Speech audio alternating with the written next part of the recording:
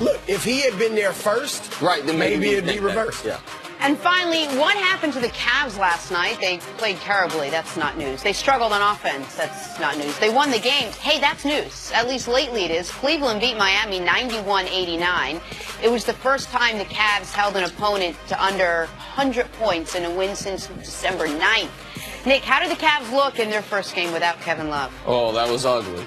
Now, defensively, I don't know if they played great defense or if it was just Miami was missing wide open threes. Like, I need to see what some of the next level, while I'm watching in real time, I can't calculate how many of those are missed open jumpers. Like, the Synergy Sports would be able to tell us in a few hours how good their defense really was. When Miami shoots 3 for 28 from three, is that because they were closing out, or is that just because Miami was off from three that night? I mean, there were 143 combined turnovers, free throws, and missed three-pointers in this basketball game. 143. I mean, it wasn't a fun game to watch. Now, you called it what? One of the least fun favorite games of fun games. No, it was one of the ugliest games of the NBA season. Now, LeBron was good late. He mentioned after the game he was really sloppy with the ball early. He was good late. Couple key baskets, a key assist to Jay Crowder, and then a stop at the end of the game where Miami doesn't even get a shot off. But the most concerning thing to me is this was maybe Isaiah Thomas's worst game. I mean, he's 2 of 15 from the field. He's now 5 of 25 in his last 2. So, yeah, the Cavs' struggle had been on defense. It looks like they played better defense yesterday. They couldn't hit a shot. But IT was bad once again and doesn't look healthier, doesn't look better. Well, look, this is a guy that wherever he has been, even before going to Boston, Sacramento, Phoenix, when he'd come off the bench. When he came off the bench, he was the show for those 8 minutes or whatever stints that he would do. In Boston, he was the show. So now it's tougher on a guy like that to adjust to playing with LeBron where you're not the show. It's going to take a while. Here's the thing. You're right about the defense. I'm giving him some credit. But let's not go overboard because Miami did miss a lot of open shots. But here's the thing for the Cavs. 2 points. One, LeBron James is often at his best when the talent around him is not quite as good. His first stint in Cleveland was some of the best basketball of his career. I mean, the accomplishment in 2007 when he lost in the finals of San Antonio, carrying that team to the finals through a great Detroit Pistons squad was phenomenal.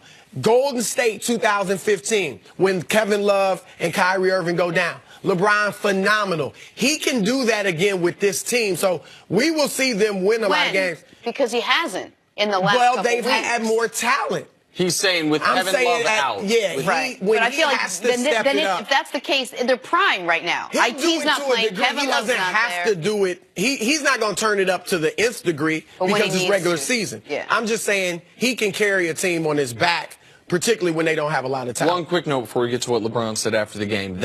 I agree with you wholeheartedly about LeBron with role players. Yeah. Those role players have to be hitting threes. Like Channing Frye yesterday was the second best player on the Cavs. LeBron got 3 consecutive assists on the same play. They were running to Channing Frye, this little curl screen, and then he was hitting Frye for some open threes. In order for LeBron to thrive with lesser talent, the one thing that lesser talent has to be able to do is hit open jump shots. You got Frye, you got Korver, and what I like, look, and I'm not going to say this is their identity, but a few years ago, their identity was physical, tough play. When they beat Golden State in 2016, they got away from that. They shoot more threes than Golden State does. And this was a game, they still put up a lot of threes, but they had to get more to being physical, focusing in on a little more on defense than trying to just slower pace. Exactly. Slower pace. And when LeBron can control tempo better than any other player in the league, they may need to go to play that way normally. All right, let's stick with the Cavs, but focusing on something interesting LeBron said after the game. He was asked if his role changes without Kevin Love in the lineup, and his answer may surprise you. Take a listen to this. I just do me.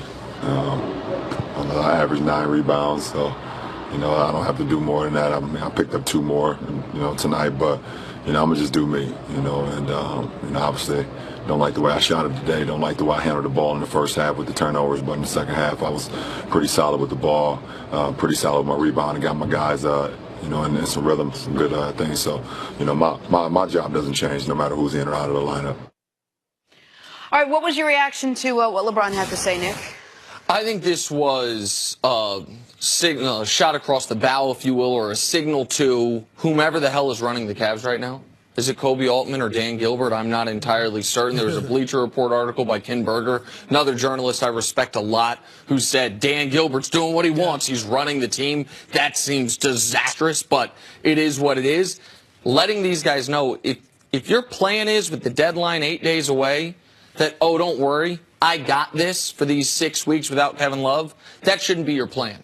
Like, I'm not going to take it off, but the idea that LeBron's going to activate playoff LeBron, what you were talking about, that level of intensity, that level of effort, and why doesn't he do that at all times? Because you only have so much energy in the human body, and he is pacing himself, as he has every year, to peak in the postseason.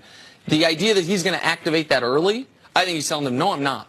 Like, guess what? You've been getting 27, 8, and 9 from me. Yep. You're going to continue to get 27, 8, and 9 from me. The other guys or the front office needs to figure out how to make that enough. I also thought yesterday LeBron put out an Instagram post, said when you're lazy, you're disrespecting those that count on you. That have faith in you. Yeah, exactly. Who knows who he's talking about? It could be somebody in the Cavs organization, some group of people, or it could be totally unrelated. It could be talking about himself. It was just saying, Exactly. that's why I'm not lazy. Yeah, whatever. But if I had to pick someone or some group in the Cavs that it's focused on, I would agree with you. I think that's the front office. I think he would be sending a message like, look, you're not beating the bushes as hard as you should be before the trade deadline to make some move, find some move that's going to get us to the level we can compete with Golden State. So you're being lazy in that regard. That's how I would take that. On the other hand, I would say this.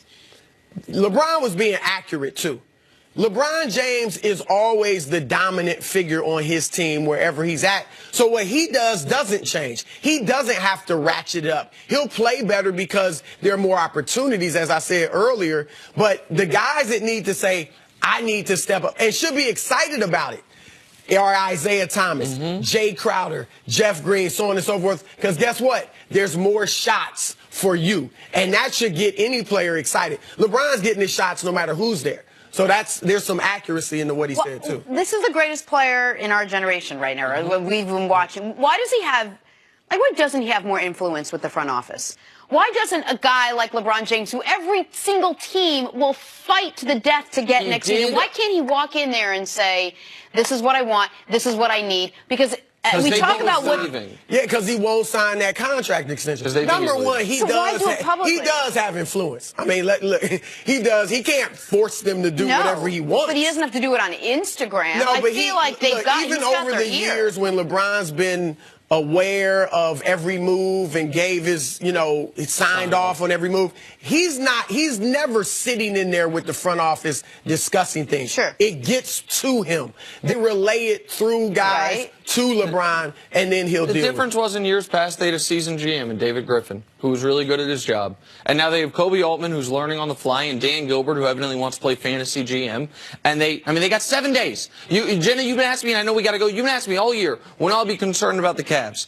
If in 7 days they have the exact same roster they have right now, a significant move. Something to change the hierarchy. Dynamic. Yep. Thank you, CB. Chris Broussard, thank you so much. This was fun. Appreciate you getting up. Coming up, Chris